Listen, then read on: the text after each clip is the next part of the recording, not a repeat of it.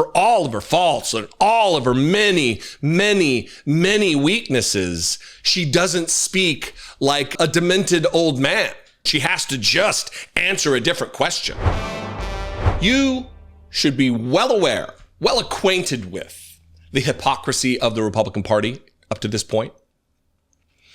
So when yesterday, Karoline Leavitt's White House press briefing, where she double-teamed the action with Tulsi Gabbard, it should come as no surprise that when she's asked directly about maybe one of the largest pieces of hypocrisy that we're going to be witnessing over the course of the next 3.5 years, of Donald Trump secured for himself through his MAGA Supreme Court immunity, absolute immunity from criminal prosecution while president of the United States.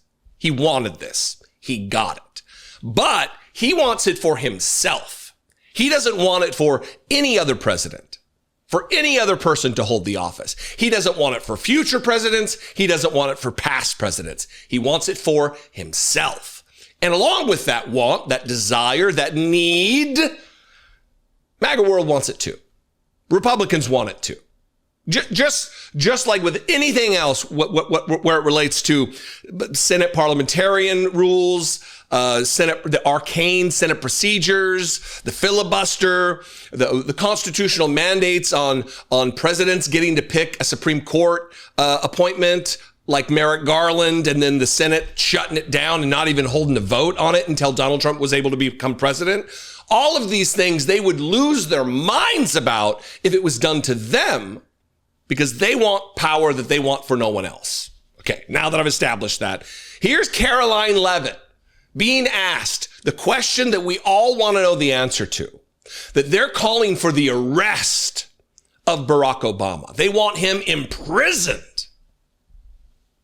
They want to delegitimize our first black president's presidency. They started while he was being inaugurated in a secret meeting on Capitol Hill with a bunch of ghouls to delegitimize, to slow and stop any productive wins for him. It started early on, and Donald Trump was at the tip of the spear before he was even in politics actively as a politician, delegitimizing the very qualification of Barack Obama to be president because he was born in Kenya. He's a secret Muslim. All of the things that whipped the racists in the Republican Party into a frenzy. And here is Karoline Leavitt being asked, look, if you want him arrested, doesn't he have immunity just like Donald Trump? And she fumbles and stumbles and stammers and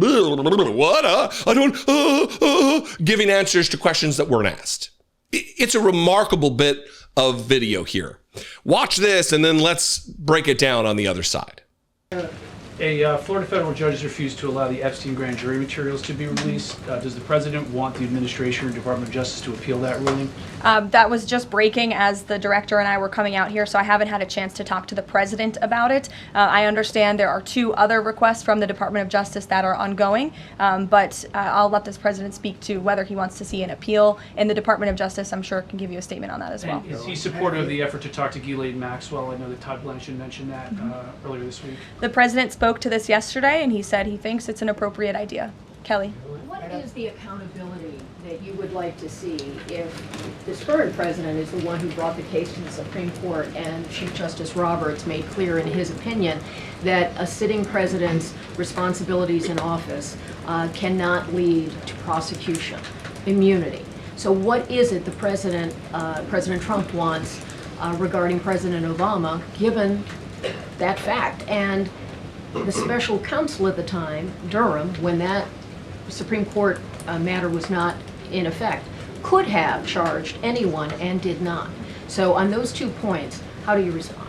Look, the president has made it clear that he wanted these documents to be declassified. He wanted the American people to see the truth, and now he wants those who perpetuated these lies and this scandal to be held accountable. As for what accountability looks like, as the director said, it's in the Department of Justice's hands, and we trust them to move this ball forward. Well, you would agree Stephanie. President Obama cannot be charged based on that immunity. Again, I'll leave that to the Department of Justice. It's a very Trumpian aspect of this administration that we see play out. Anytime they don't want to answer a question, they say, I refer you to the Department of Justice. I refer you to the FBI. I refer you to the office of the DNI, Tulsi Gabbard, when they don't want to answer. Even yesterday in the Oval Office, Donald Trump was asked questions. He's like, I don't know anything about that. I don't know. Any other time, he knows everything about everything.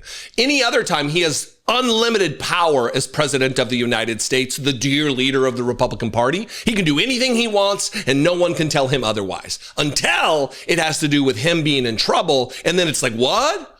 What is this? Oh, you mean I doubled my net worth in just a year as president? How much? Tell me how much. How much crypto money do I have? When it's Kilmar Obrego Garcia and the Supreme Court ordering Donald Trump to bring him home, it's like, we don't have the power to do that. That's in the hands of the Salvadoran president. It just doesn't play. It doesn't work. And it especially doesn't work when you don't speak like an addled moron like Donald Trump. And Karoline Leavitt, for all of her faults and all of her many weaknesses, she doesn't speak like a demented old man. So it doesn't come across as obfuscation. She has to just answer a different question. Anyway, remarkable what we're living through right now. Remarkable what we're witnessing right now. Donald Trump, I mean, he right? Donald Trump absolutely, it appears, allegedly, acted criminally with a child at the very least, possibly children. I don't know how much of that's going to get bleeped. Do your thing, Chris. Do your thing. But it seems pretty self-evident. Otherwise, why this effort to lie and cover up and not release? Listen, if you're innocent, just release the files. Release the entire thing. And as I've said before, if Bill Clinton's on the list, if Bill Gates is on the list, burn them to the fucking ground. Bury them under the prison for their crimes against children. You're not going to see me crying crocodile tears about it. If anybody harms it, you're done. You are done. Donald Trump, on down. Former president, on down.